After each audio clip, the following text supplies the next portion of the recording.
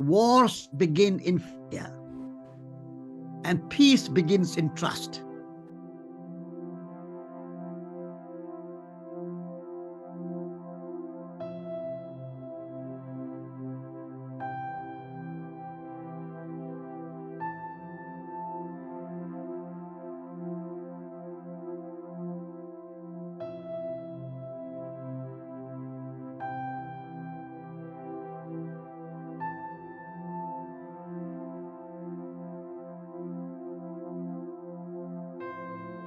So, unless we trust the world and trust ourselves and trust people and trust nature, there can be no peace.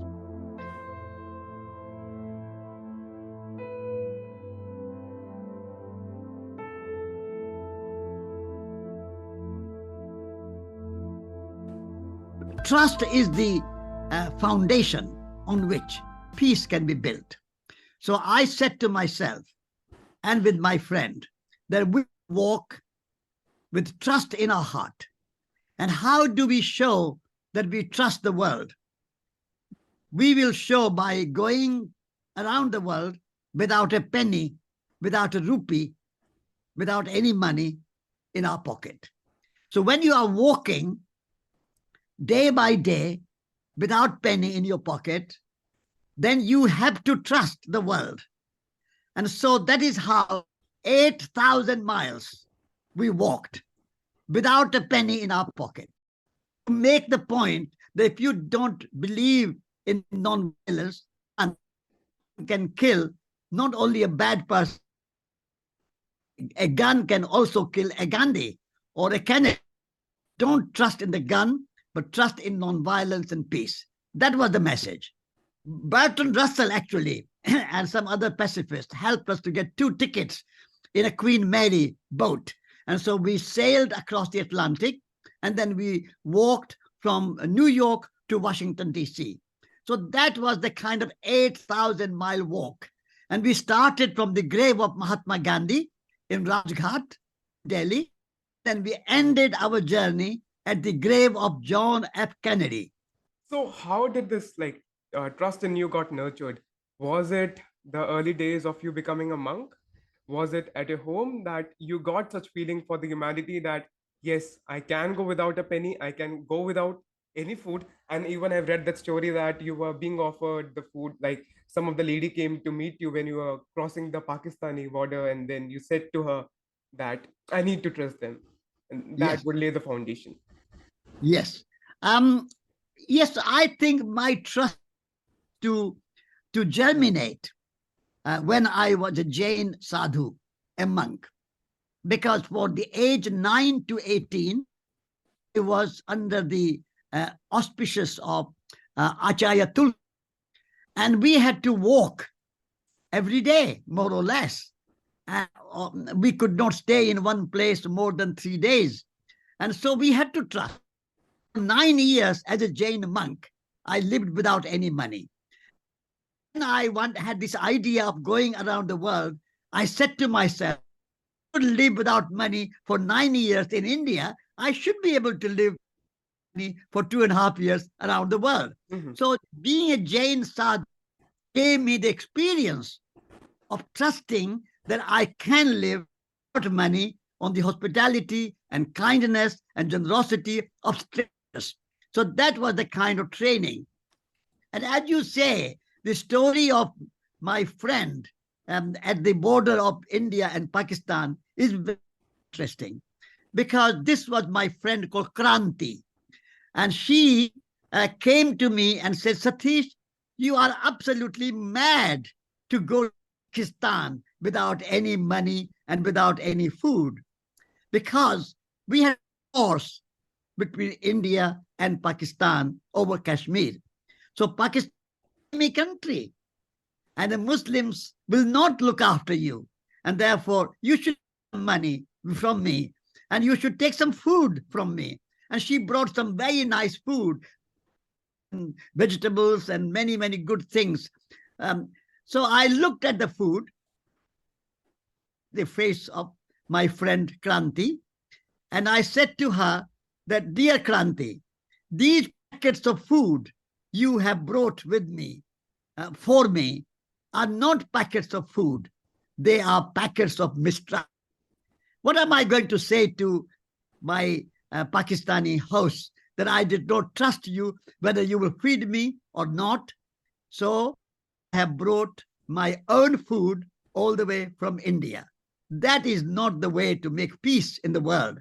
Of course, we had war between India and Pakistan, but the people are people everywhere. If I go as a Hindu, I meet a Muslim. If I go as a Jain, I meet a Christian. If I go as an Indian, I meet a Pakistani or a Russian. But if I go as a human being, I will meet human beings everywhere.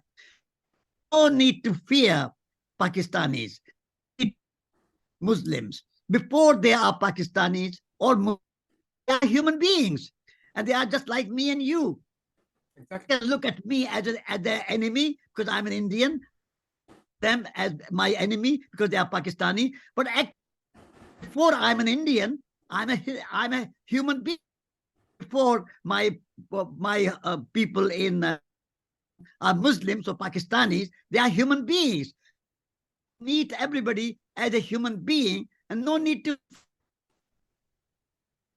Yeah, it's like totally wonderful to hear that, and to see somebody as just the way he is. It's like to challenge our own prejudices. We have been living with all these prejudices from many years, and now we have to wash it away. And I think that your years being spent with other monks and was really important to you for nurturing your trust. So everything just made a good trail for you to go to where are you today. You went without anything and trusting people. But when we are watching the current situations of Hamas and Israel, I watched one of the video interview of a 16-year-old teenager. He was telling that in order to save me, my parents, my mom and dad were killed. Like they just unwrapped me in their arms, and there were terrorists shooting them in the back. So we're living in such a world that most of these newses are kept away from us. Government hesitates to like take an action in the current situations of Ukraine and Russia. A lot of countries stayed quiet just not to break the relations, political relations. A lot of individuals fear, and that fear comes out from the very root that there have been cases when you raise your voice, you're dragged out of your house, you are like you're smashed up in, and you are like you're humiliated in the public when you talk about these things. So I think individuals should work at grassroots, but how to like free from these prejudices, from these fears, that it's important to talk about these current situations more openly. Yes, it's a very good question. And I feel that the war in Israel and Palestine, is totally unnecessary. Hmm. In the same way, the war between Ukraine and Russia is also totally unnecessary. They have to recognize that Palestine and Israel are neighbors, live like neighbors. They cannot change neighbors. They cannot remove Palestine as being neighbor or Israel being neighbor of Palestine. They can Ukraine away from Russia or Russia away. So they have to recognize that they have to learn to live as neighbors, and they have to sit down and have a cup of tea together, and they can come to a common ground. Because in the name of national ego, it's an ego, Ukrainian ego, Russian ego, Palestinian ego, Israeli ego. And in the name of the national ego or religious ego, we are Jews, you are Muslims, or we are this religion, we are Hindus or you are Muslims, whatever. In the it's a religious ego or a national ego, hundreds and thousands of human beings in the name of India or in the name of China or in the name of Pakistan, in the name of Russia, of America, in the name of Israel, in the name of Pakistan or Palestine or Ukraine, whatever name it is. This kind of killing human beings in the name of nationalism. I'm killing them for my country. That's a completely nonsense. As far as I'm concerned, the whole cosmos is my country. Whole planet Earth is my home. Nature is my nationality. And love is my religion. First and foremost, I have to have that magnanimous mind. And Iranians and Israelis and Ukrainians and Russians and all over the world, people have to realize we are living in a small planet. It's a global village, and we are all brothers and sisters.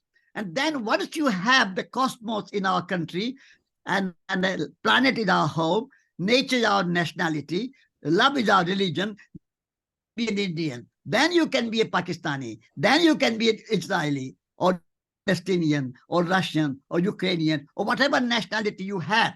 But first and foremost, humanity and a cosmos and planet is our home. Then home is India. Then our home is Rajasthan. Then our home is Chapa or Sri Dungargarh. But from a big vision come to small identity.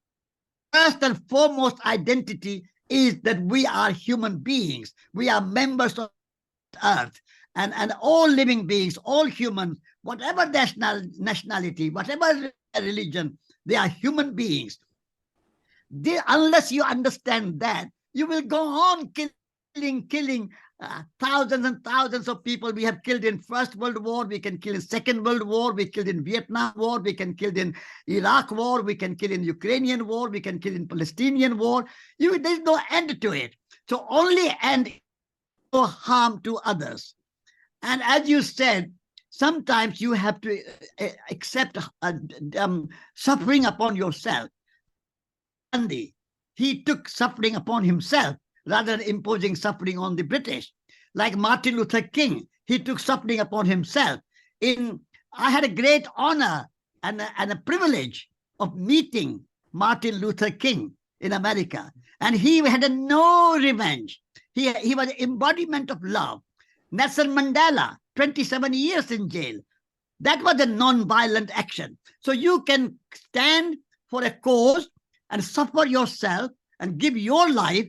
There are good causes for which I can give my life. But there is no cause good enough for which I can take somebody else's life. And so this is the fundamental principle I believe in.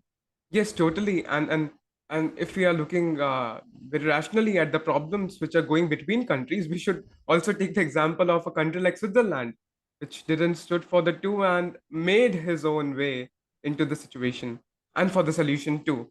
So, but when we see at the world history, we see that there have been moments of many deep-rooted prejudices, anti-Semitism, many black-white races like racism, deep racism, and these prejudices have been like formed very deeply, and then these notions are being nurtured in the kids today. It is being passed on. So how to like end this trail and to get kids more aware about knowing what is right and to live as a human first, and then like framing his individuality. We have to start with education. How you do it? You have to start in your schools, universities, and the places of learning where young people are growing up.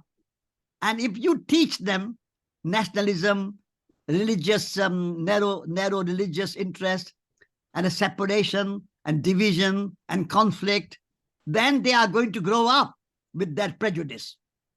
So you have to start with young people all over the world.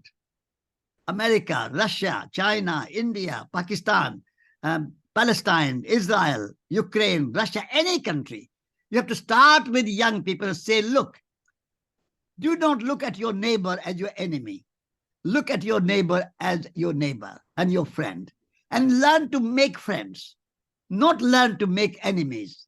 Learn to make peace, not learn to make war.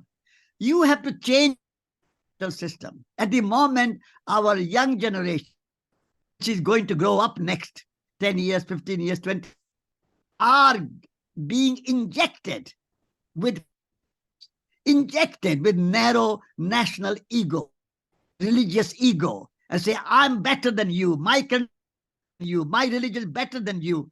This is a wrong idea. No country is better than any other country. No religion is better than any other religion. All religions are good. All good. All people are good. This is the education we have in our schools. You can love your country without other country. I love India, but I don't have to hate Pakistan. I love India, but I don't have to hate China. I can love without hating anybody else. Like I love my mother, doesn't mean I have to hate other people's mother. I can love my brothers and sisters. I don't have to hate other people's sisters. So love does not mean that you have to hate. So if your true love for India, love India, but you also love other countries. You don't say than other country. Than Ukraine.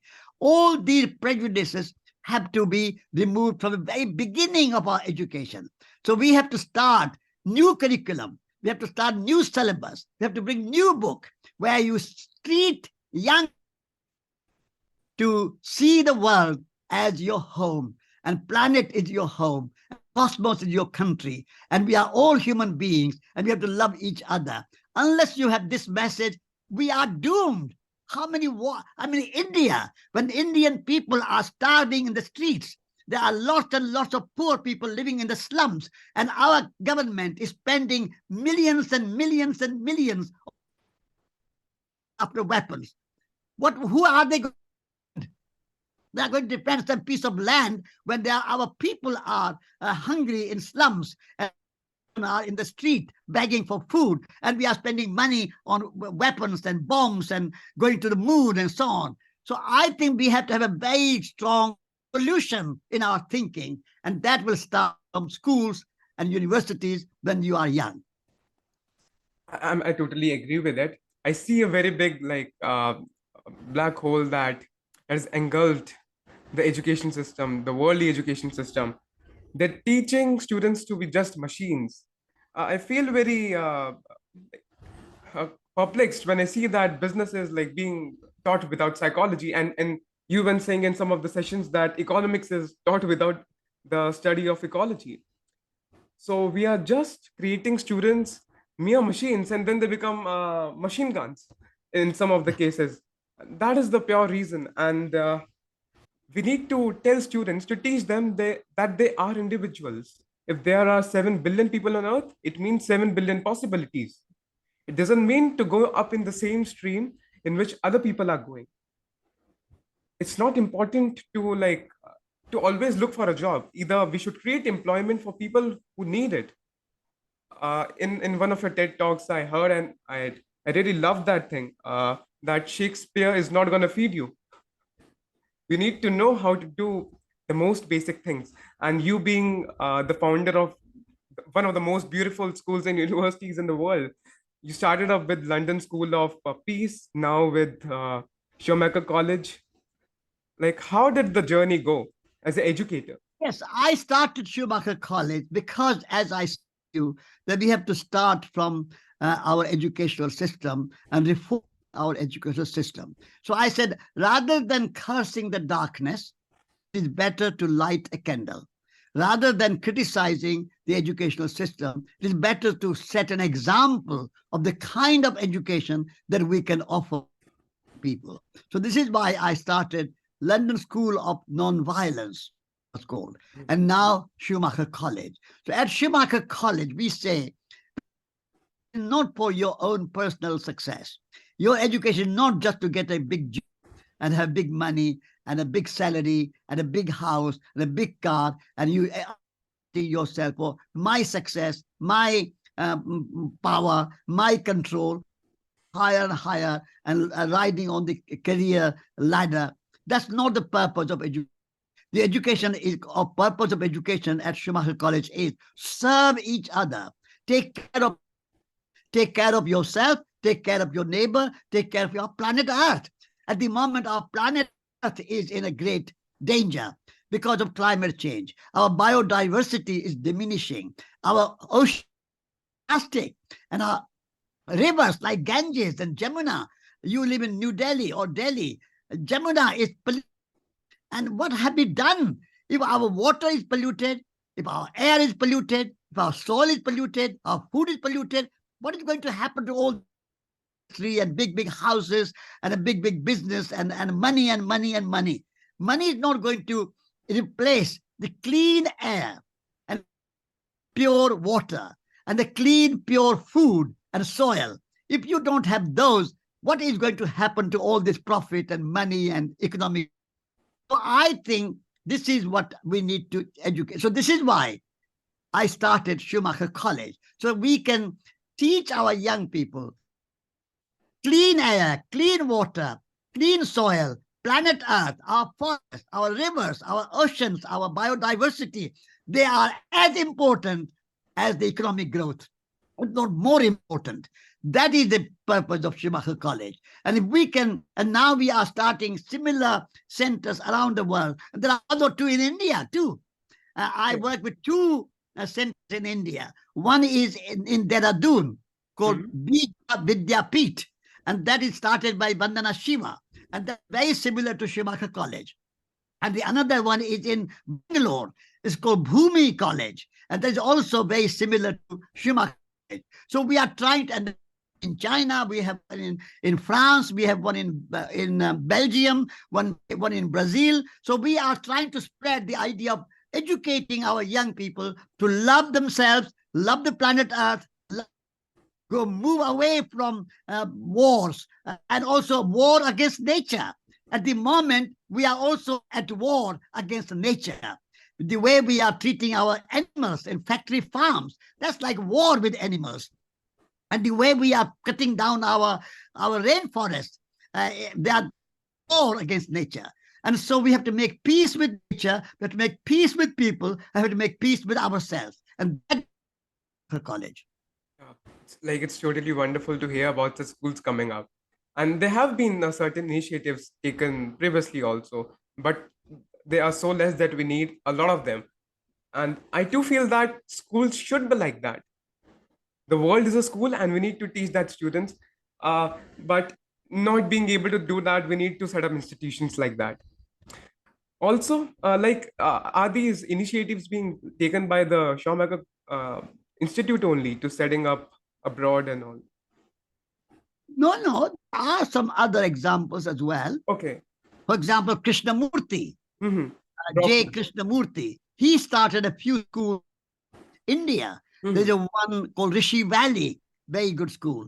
And there's a called Western School in Banaras, Varanasi. That's a very good school. So there are some schools, but problem is that the mainstream education, mainstream schools are brainwashing young people to have a prejudices against other countries, against the religions, against other people, and a very narrow, egotistical education. So we want to move from ego to eco. Eco is ecological. Eco is kind of a home. Ecos is a Greek word for home. And so when you are at home, you are in respect of your parents and your brothers and sisters and aunts, you are all in relationship. Nobody's your enemy. So we have to move from ego to eco. Ego separates, eco unites. And that's the education we need to bring in mainstream education system. This is what I hope to work for. But at the moment, we are setting up as examples, pioneering examples. And I think there are some schools in India which are very good pioneering schools, and we have to have more and more schools like that. And eventually, mainstream schools should become like that and change. And in every school in India or in any country should have a garden so that children can learn to garden and grow food. And every school have a kitchen where children wholesome, healthy, good food. Teachers should teach children to eat good, healthy food and not junk food, not all this kind of sweet and sugary and salty food.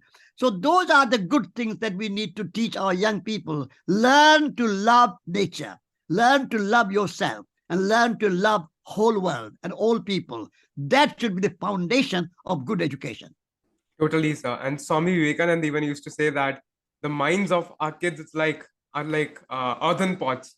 For the moment, they are unbaked, but first of all, you need to make them baked by giving them awareness, that touch of nature.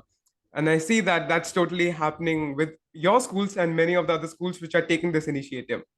That's One, right. there's a question which like arises. A lot of people ask me when I talk about peace and the Gandhian approach of non-violence that there have been moments like resistant moments for bringing up peace, which is totally contrary to the idea of peace. They say that Gandhi used to say that if somebody slaps you, you should like bring ahead your second cheek further. So, do you think that how long this Gandhian idea or the Vinoba Bhavin idea, the ideas of Mahavir and Buddha about non-violence are going to like sustain us? We are never going to be a perfect world, you know. Hmm. We are always going to have some problems, some violence, some anger, some fear. It will remain. But what we need to do is to reduce fear, reduce anger, reduce violence. Always try to reduce violence and increase love, increase friendship, increase non-violence. So my example is that when you study medicine, after you pass your medical examination and before you become a doctor, you take something called Hippocratic Oath. That Hippocratic Oath means no harm. First, do no harm. I think that Hippocratic Oath should be taken not only by doctors, but by everyone. That oath. If you're a politician, take that oath. You are a business person or an industrialist, take that oath. Everybody should take the oath. Do no harm. Doing no harm is the first step. Then you can do what you like. The complete freedom. There is no restriction of anything. Freedom of thought, freedom of speech, freedom of action. Everything is completely free. Freedom is fundamental to our progress. But one thing we cannot and should not should not even sort of think of doing is doing harm to yourself and doing harm to anyone else and doing harm to nature. When you put plastic in oceans, you're harming ocean. If you're cutting down rainforest, you are harming. And you are war in Ukraine or Israel or wherever, you are harming other. And doing no harm, that Hippocratic oath should be taken by school and university leaver. If we can do that, that will reduce violence, that will reduce fear. But we can never be even at the time of Mahavir, even at the time of the Buddha, at the time of Jesus Christ, there were violence, there were prejudice, anger and fear. So we will have those thoughts, but reduce them, minimize them, don't encourage them, don't increase them, don't promote them. At the moment, our governments are promoting violence, promoting war, prejudices. Our schools are promoting prejudices. If we can reduce promoting those prejudices and increase the love and compassion and friendship and peace and non-violence, then we are making a journey. That's all I'm saying. I'm not saying that you have to be 100% saint and you absolutely everybody, not 7 or 8 billion people can all be monks, or they all can't be Jain sadhus, or they can't all be Mahatma Gandhi. But make a journey towards minimum violence and maximum love. Yes, surely. Like if there would be darkness, there would be light. If there would be light, there would be darkness. But if there is darkness, we can light candles instead. Exactly. So lighting the candle and increasing light is our job, but darkness will always remain.